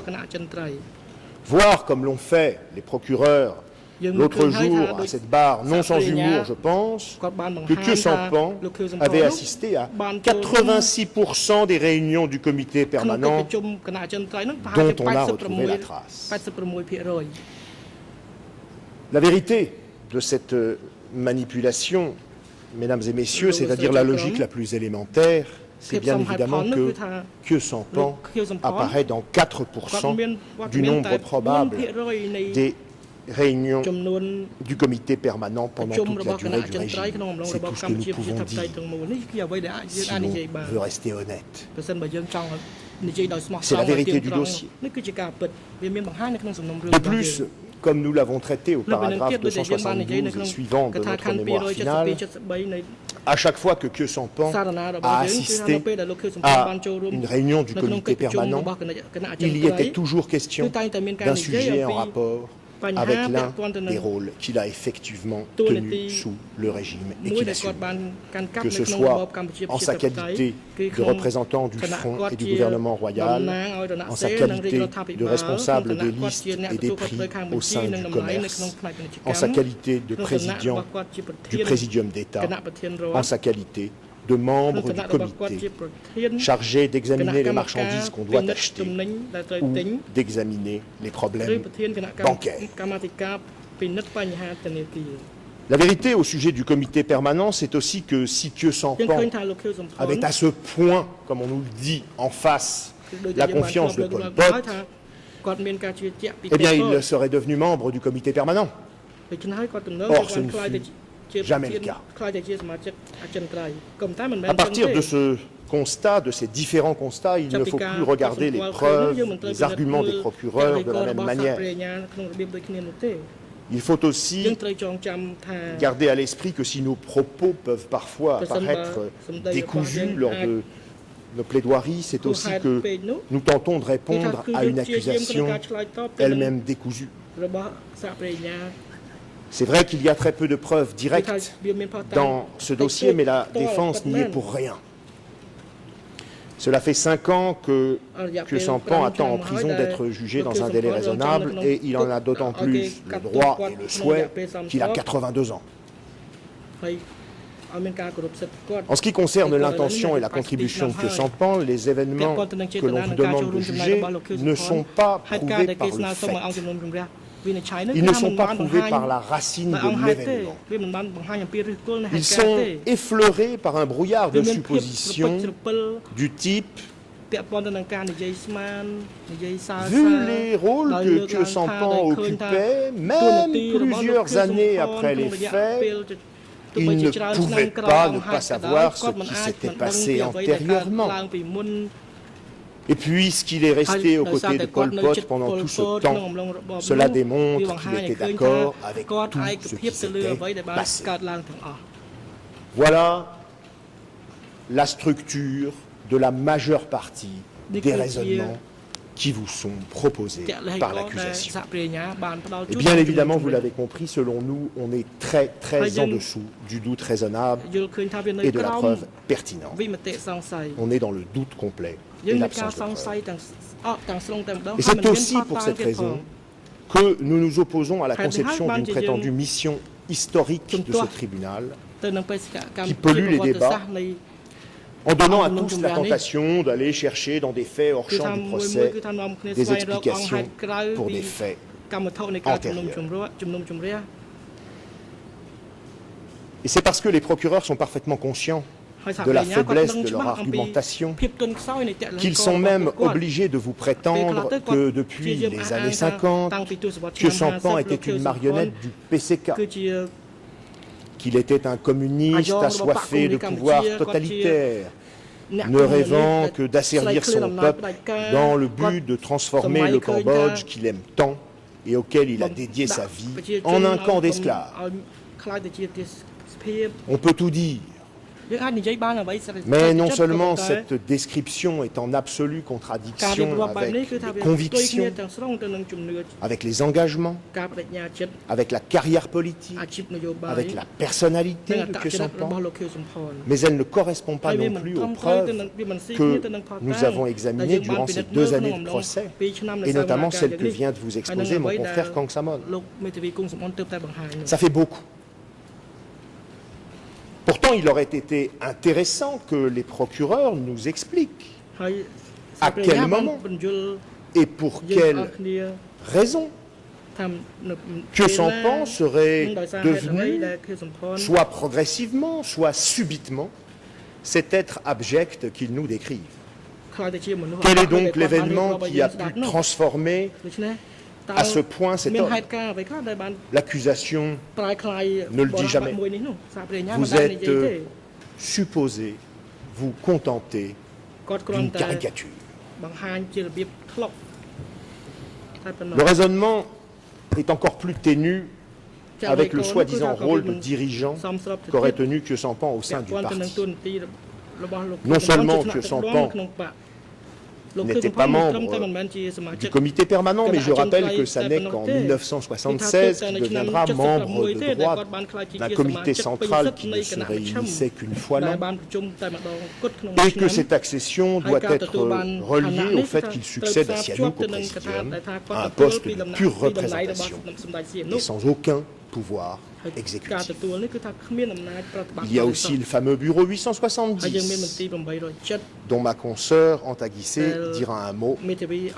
puisque dans un premier temps, l'accusation nous soutenait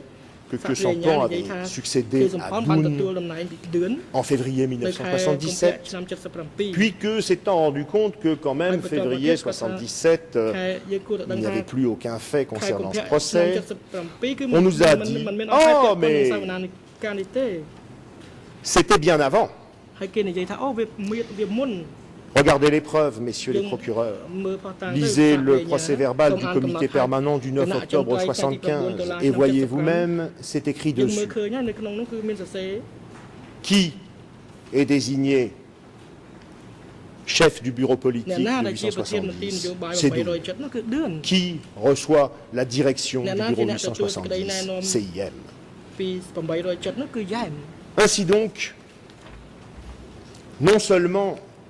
90% de l'argumentation des procureurs sur les contributions et l'intention de Khieu Samphan sont hors du champ du procès.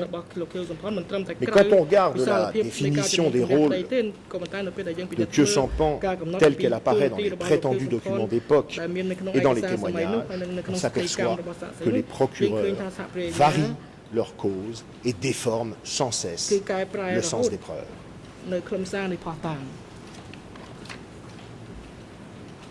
Ils n'ont pas hésité, par exemple, à inventer un nouvel organe du PCK. Je veux parler de cet organe que nous avons découvert ces jours-ci, qui s'appelle le centre du parti. C'est un organe qui n'existe tout simplement pas. Certes, le terme apparaît parfois dans quelques articles du journal L'Étendard révolutionnaire, mais il n'existe nulle part dans les statuts du PCK.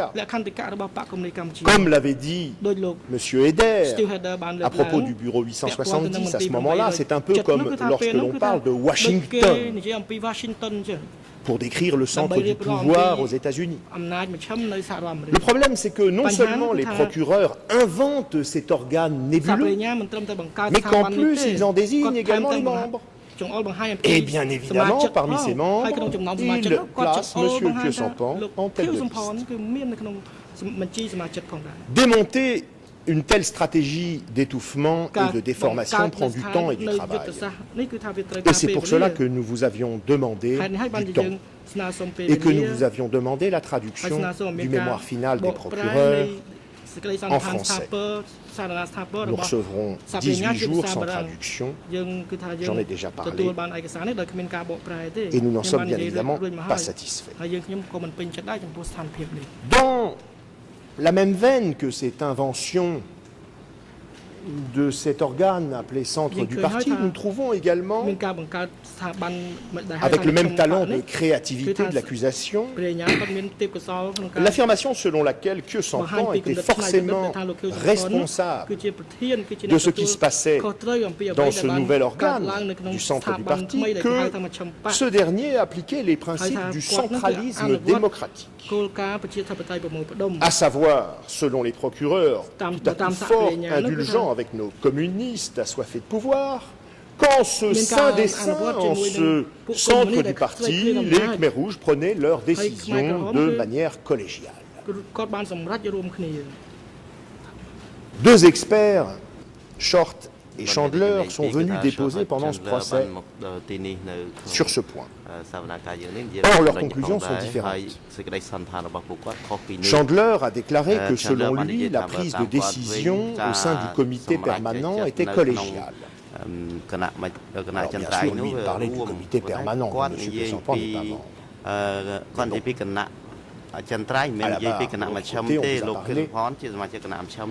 Du nouvel organe, centre du parti. Et donc Chandler dit, bien, la décision au sein du comité permanent était collégiale, et même plus collégiale, dira-t-il, que je ne le pensais avant en réalité. De son côté, Short affirmera que les décisions étaient prises par un très restreint cercle intérieur, dont Pessampan ne faisait pas partie. Et ce qui est intéressant, c'est de discuter autour des analyses de ces experts, ce que ne font pas les procureurs. Ils se gardent bien d'expliquer pourquoi Chandler serait plus crédible que Short sur ce point capital. Et nous plaidons que cette absence de réflexion n'est pas un hasard. En effet, Chandler avait indiqué à votre Chambre qu'il ne faisait plus de recherche sur le Kampuchea démocratique depuis les années 90 et qu'il admirait la biographie de Short, plus fournie et détaillée que son propre travail. À la barre, Chandler avait aussi reconnu que plus le temps passe, plus on découvre de choses sur le Kampuchea démocratique. Et au moment de déposer, il avait même précisé qu'il venait de lire dans sa chambre d'hôtel, dont il parlait beaucoup, l'ordonnance de clôture, et qu'il aurait aimé avoir ces éléments pendant ses recherches. Or, à l'audience du 18 et 19 juillet 2012, Chandler, à qui on demandait si le procès-verbal du 30 mars 1976 émanait d'une décision de Pol Pot seul ou d'une décision collective, dira, je cite, « J'ai lu d'autres documents depuis que j'ai écrit ce passage il y a 22 ans, et il m'a semblé que la direction était plus collective que je ne l'avais pensé. » Plus loin, il dit, je cite, « Je dirais qu'après toutes les preuves que j'ai lues depuis, virgule, la direction était plus collective que ne laissaient penser les éléments que j'ai pu consulter en 1990. Le 8 mai 2013, presque un an, un peu moins d'un an plus tard, le procureur soumettra ce nouvel avis de Chandler à Short, qui répondra. Voilà ce qu'il dit. « J'ignore quels sont les nouveaux éléments qu'il, donc Chandler, a découverts. Si je le savais, mon opinion serait peut-être différente, mais d'après les interviews que j'ai faites et les documents que j'ai lus, j'ai l'impression qu'il existait une semblance ou une apparence de décision collective et que Pol Pot la manipulait cette apparence afin que ces décisions soient acceptées de tout le monde. Mais les décisions prises étaient fondamentalement celles de Pol Pot. Fin de citation. On voit donc clairement, en étudiant cette opposition entre ces deux experts, que la nouvelle théorie des procureurs se fonde sur les déclarations d'un Chandler qui a cessé de faire des recherches depuis 1990 et qui, arrivé à Phnom Penh pour être entendu par votre Chambre, a reconnu avoir lu avec beaucoup d'intérêt l'ordonnance de clôture. De l'autre côté, nous avons M. Short qui a continué son travail de chercheur jusqu'en 2004 au moins, et qui ne comprend pas du tout d'où vient cette nouvelle théorie de Chandler. Voilà le genre de réflexion sur la preuve dont s'abstiennent toujours les procureurs, qui se contentent d'aller piocher dans ce qui les arrange, sans jamais se préoccuper des contradictions, ou sans jamais vous expliquer pourquoi tel expert ou tel témoin doit être déclaré plus crédible l'un que l'autre. Et cette absence de débat nuit à la manifestation de la vérité, c'est incontestable.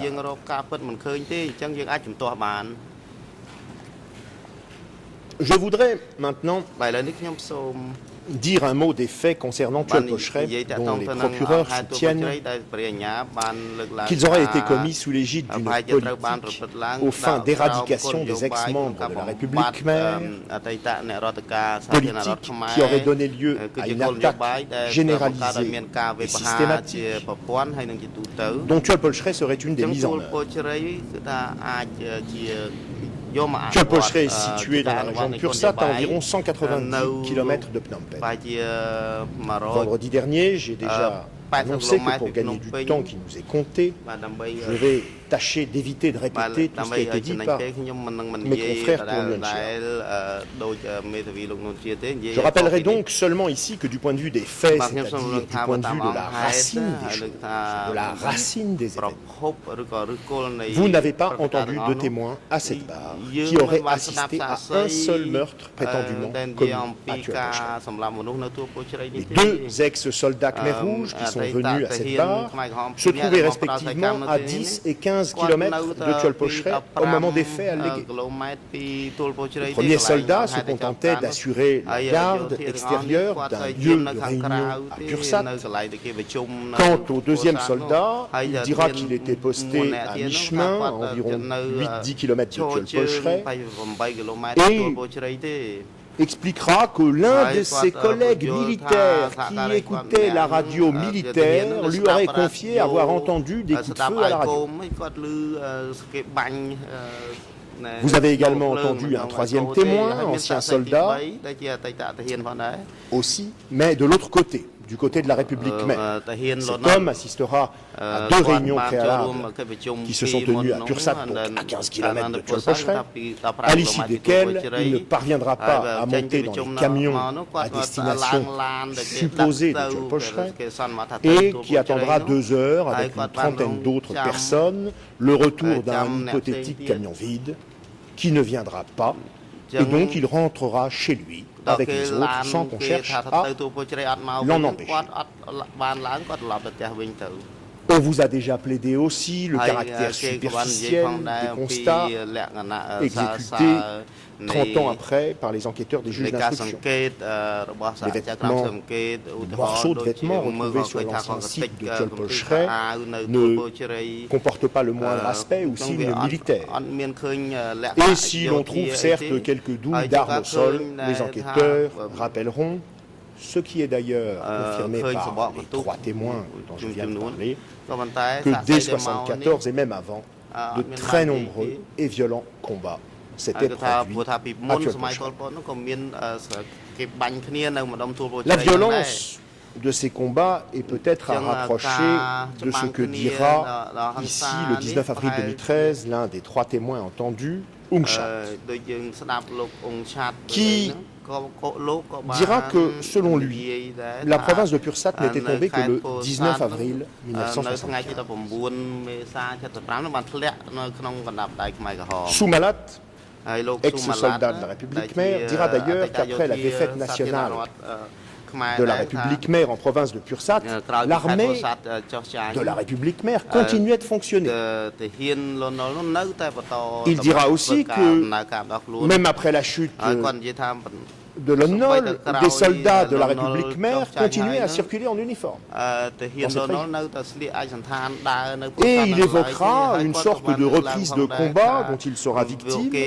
après la chute de Phnom Penh et l'ordre général passé à la radio de déposer les armes. Je fais ces observations comme je lancerai des pistes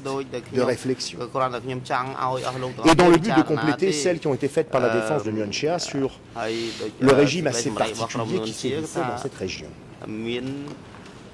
Je pourrais aussi souligner un des aspects de la déclaration de Lim Sat, un de ces 3 témoins, lui chef de peloton Khmer Rouge dans la région, qui laissera entendre que les soldats Khmer Rouges qui auraient procédé à des tueries à Tuol Pocheret avaient ensuite été envoyés à S21 pour avoir trahi Lanka. C'est un point qui n'a pas été approfondi, ni lors de l'enquête, ni à l'audience, mais qui jette un doute potentiel sur l'assertion de l'accusation, selon laquelle de tels massacres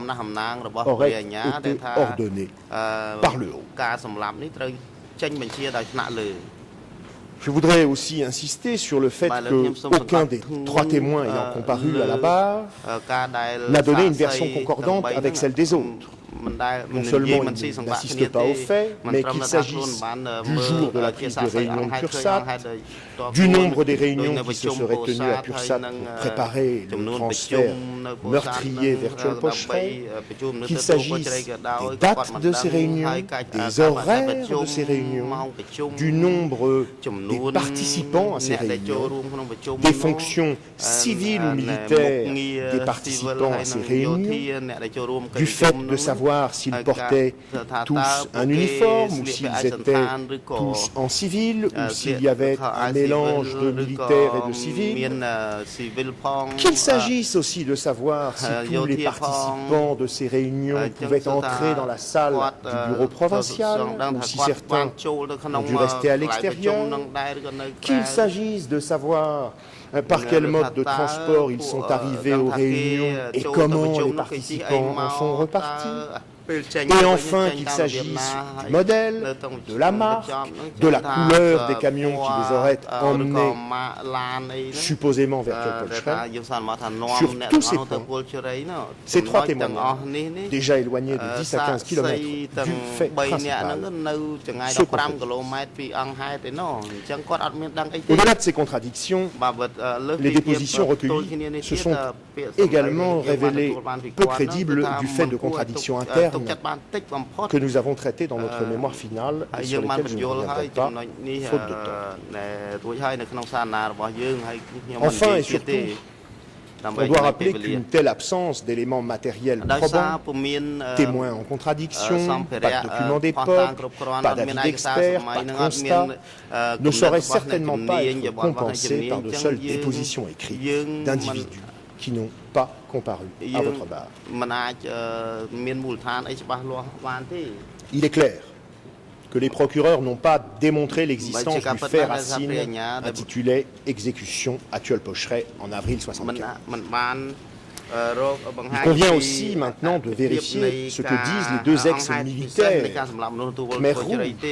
de la chaîne de commandement qui les a guidés pendant la partie des faits auxquels ils ont participé. De ce point de vue, il doit être également constaté que la trace de la chaîne de commandement s'arrête très vite. Aung Chat, soldat Khmer Rouge de 23 ans à l'époque, dira ne pas avoir reçu de consignes particulières de ses supérieurs sur cette réunion et ne pas savoir si un plan quelconque avait été conçu à l'avance. Il dira même que le seul plan dont il n'ait jamais eu connaissance concernant les ex-soldats de Lon Nol consistait en des consignes de solidarité pour reconstruire le pays. Lim Sat, le chef de peloton Khmer Rouge, expliquera qu'il avait reçu de ses supérieurs l'ordre de faire passer aux anciens chefs militaires de la République Khmer de se réunir à Pursat. Il précisera, bien, malgré les tentatives d'influence du procureur, qu'il ne savait pas à l'époque que l'objectif de cette réunion était une étape préalable au prétendu massacre. Le procureur lui demandera ainsi d'abord si ses chefs lui avaient dit de quel palier de la hiérarchie ils tenaient leurs ordres. Et à 9h54 le 2 mai, Lim Sat répondra « Non, ils ne l'ont jamais dit ». Plus loin, à 10h, Lim Sat confirmera son ignorance de la moindre politique de tuer les anciens de la République Khmer en déclarant, je cite, « À ce moment-là, ils ont rassemblé ces gens, les policiers et les militaires, mais moi je ne savais pas qu'ils étaient là pour être tués. Moi je montais la garde dans la rue et j'ai vu les camions. » Fin de citation. Alors, dans ces conditions, comment les procureurs parviennent-ils à plaider la culpabilité de Khieu Samphan sur ce massacre de Tcholpolchre. Comment font-ils? D'abord, bien évidemment, ils considèrent que malgré les incohérences que je viens de décrire, les massacres de Tcholpolchre sont prouvés. Ça, c'est une première étape, je dirais même, un premier saut vers l'erreur judiciaire. La deuxième étape, c'est que dans l'incapacité de passer par la porte, les procureurs passent par la fenêtre. Et alors même qu'ils n'ont pas pu prouver la mise en œuvre, ils tentent d'affirmer l'existence d'une politique générale ayant pour objectif de tuer tous les anciens de la République khmer. Ainsi, ils essayent de prouver par le haut ce qu'ils n'ont pas pu prouver par la racine. Et dans une sorte d'inventaire à la Jacques Prévert, dont je précise qu'il est un poète français célèbre pour ses poèmes en forme d'énumération, l'accusation nous liste pêle-mêle tout un désordre d'arguments qu'il est bien difficile de trier. En voici un extrait. 1. Entre avril 72 et avril 75, Khieu Samphan a fait de nombreuses déclarations publiques au nom du Funk et du Grung dans lesquelles il désignait les 7 plus hauts responsables du régime comme étant des traîtres qui devaient être exécutés après la victoire pour être punis de leur trahison ayant consisté à fomenter un coup d'État contre Samdech Sihanouk et à s'être alliés aux Américains jusqu'à permettre à ces derniers de faire entrer davantage la guerre du Vietnam sur le territoire cambodgien. Autorisation aux troupes américaines d'entrer au Cambodge, intensification des bombardements. 2. Au jour de Tcholpolchre, Khieu Samphan se trouvait avec les dirigeants Pol Pot et d'autres, et donc forcément il a surveillé et commandé l'exécution des soldats de la République khmer. 3. Des exécutions ont eu lieu dans la commune où Khieu Samphan se trouvait. 4. Il existerait 2 PV du comité permanent des 8 et 11-13 mars 1976 dans lesquels une telle politique est évoquée. 5. Des rapports et télégrammes ont été envoyés au bureau 870 décrivant les exécutions de membres de l'ancienne armée. 6. Il y aurait quelque part des télégrammes du secrétaire de la zone nord concernant ces questions. 7. Après la victoire, Khieu Samphan vivait à Phnom Penh aux côtés de Pol Pot et d'autres dirigeants. Et donc il savait tout et a validé a posteriori. 8. Khieu Samphan participait régulièrement à des réunions du comité permanent où des chefs de zone venaient présenter des rapports sur la situation sécuritaire de leur région. 9. Télégramme de Kangchap de septembre 1977 envoyé à Nguyen Chea avec le bureau 870 en copie. 10. 2 discours de Khieu Samphan de 1977 et de 1978. 11. Témoignage de Mea Svun dont les procureurs soutiennent mordicus qu'il rendait compte à Khieu Samphan, ce qui est faux. Les procureurs prétendant qu'en 1978, je rappelle que nous parlons de faits qui ont été commis en 1975, en avril, Khieu Samphan aurait eu assez de pouvoir pour faire libérer les membres de sa belle famille que ce Mea Svun avait fait arrêter parmi beaucoup d'autres personnes. 12. Il existerait une décision de juin 1978 redéfinissant la politique relative aux ennemis membres de la CIA. 13. Il existe des interviews de Khieu Samphan données dans les années 80, 90, 2000, que sais-je, dans lesquelles il valide les politiques du Kampuchea. Je m'arrête là. Je m'arrête là parce que j'en suis déjà à me demander combien d'heures et combien de pages il me faudrait disposer pour répondre complètement à ce mitraillage d'arguments inopérants et hors champ du procès. Or, le problème est que dans cette affaire, cette stratégie d'étouffement de la réflexion se retrouvent à tous les étages. C'est exactement la même stratégie que nous constatons avec les déplacements de population 1 et 2. On suffoque devant cet étalage de faits sans rapport avec le procès. Je vais quand même faire un tri rapide dans ce chaos. Aucun télégramme concernant des meurtres d'ennemis et ou d'ex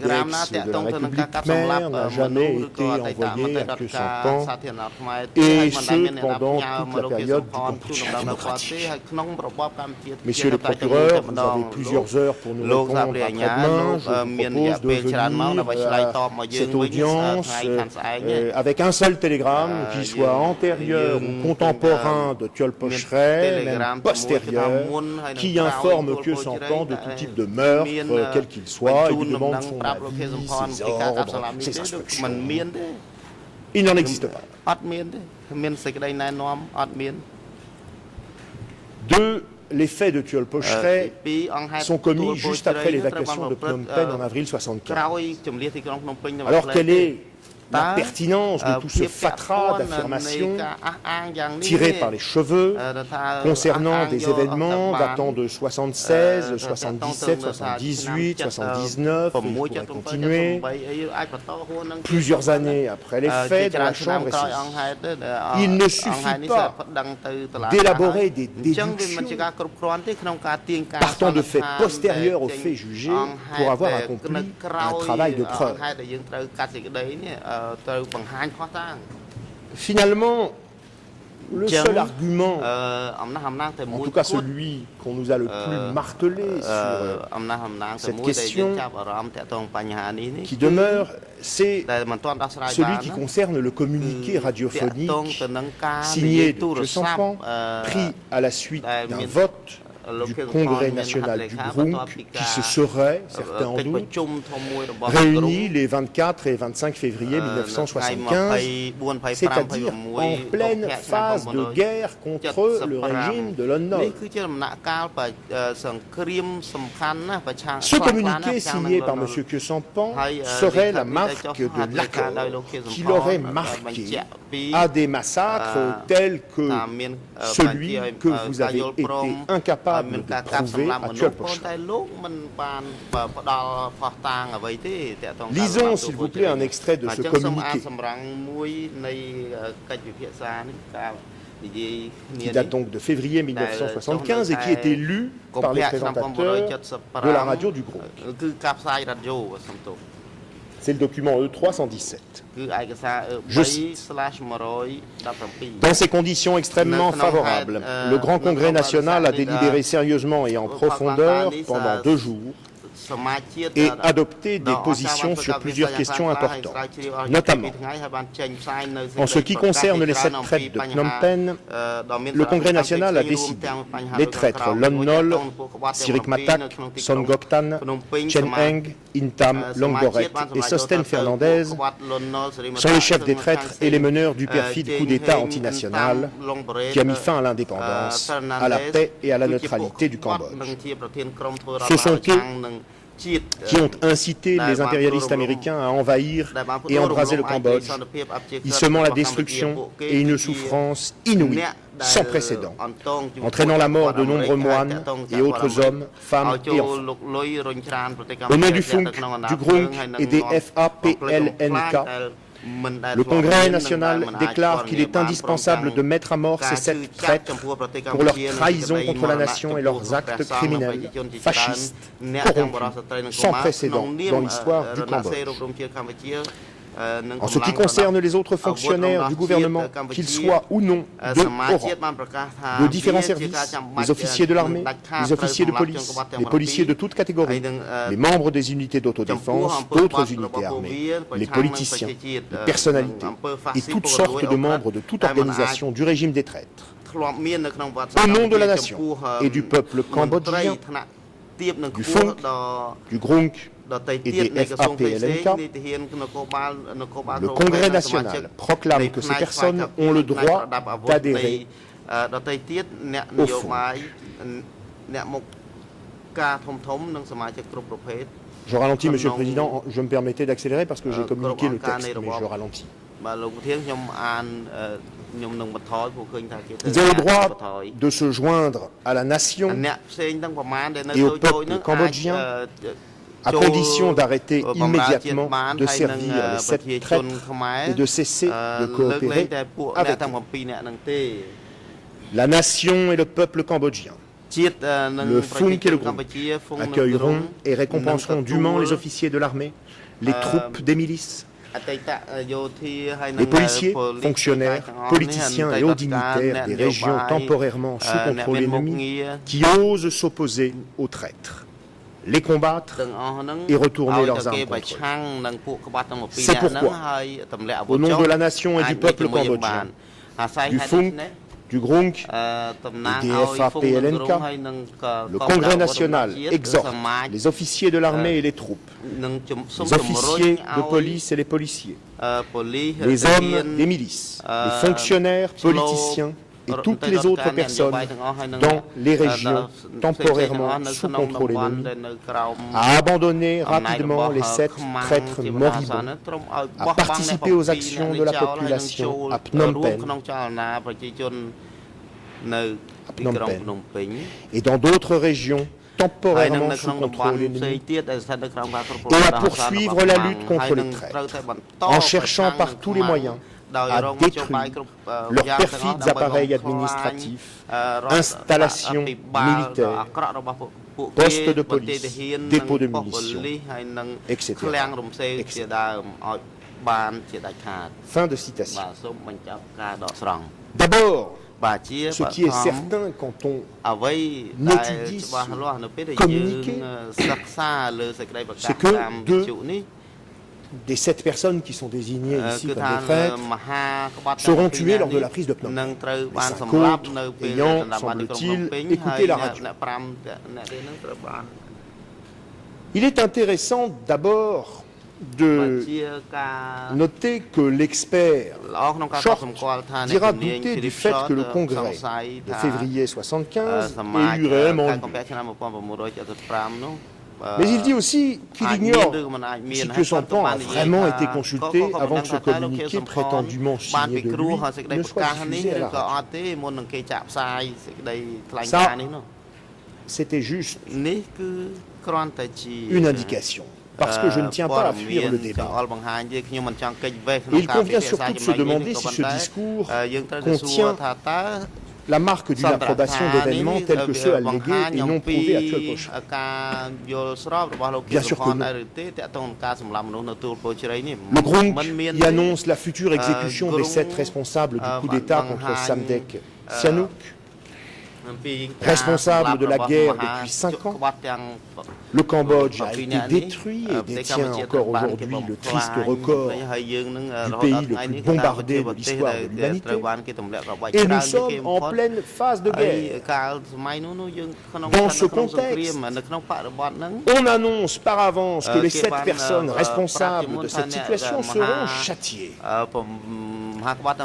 Outre l'aspect propagandiste évident de cet avertissement, qui pourrait ressembler à s'y méprendre à de la guerre psychologique, via les ondes, il n'y a là rien de particulièrement inhabituel en temps de guerre. Ce fut d'ailleurs l'avis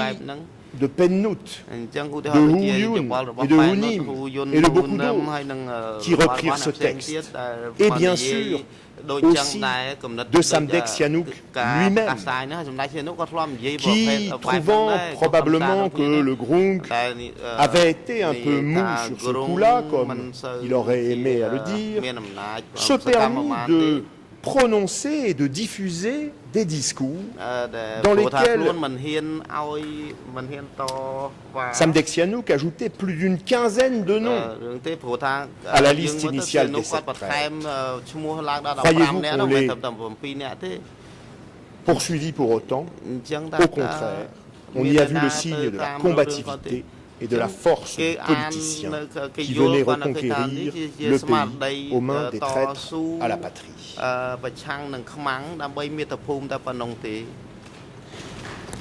បាទអរគុណលោកមេធាវីឥឡូវនេះដល់ពេលសម្រាប់ហើយ ông chuẩn bị đểประกาศសម្រាប់ចាប់ពីពេលនេះតទៅរហូតដល់ម៉ោង11ខ្វះ10នាទីសូមអញ្ជើញចូលវិញដើម្បីបន្តកិច្ចដំណើរការសម្រាប់ចុះ សូមអញ្ជើញក្រោកឈរ